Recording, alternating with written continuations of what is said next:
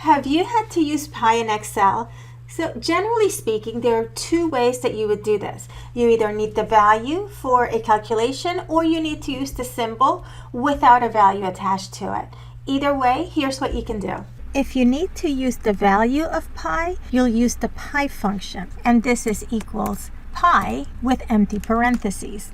So this function is a constant, and what this means is that each time you use it, it will generate the same number, the 3.14 onto infinity. So once you have this, you can then use this in calculations just like you would any other number.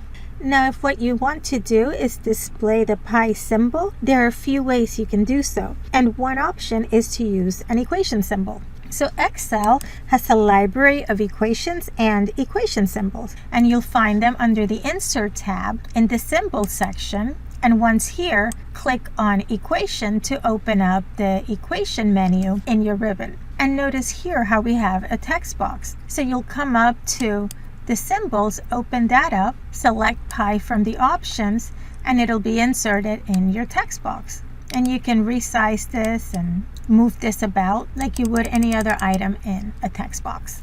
You can also insert a pi symbol from the Symbol section. Also under the Insert tab in Symbols, this time click on Symbols to open up the options. So here select your desired font, and you can either scroll to look for the pi symbol or know that it's character code 03C0 and click Insert to insert the pi symbol directly into your cell.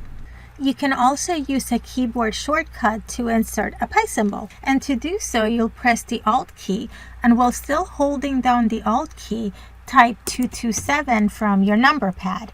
So it's important that you have a number pad for this. This shortcut will not work if you use the numbers along the top of your keyboards. And if you do need a number pad, take a look in the description for this video. I'll include a link where you can get one. Thanks.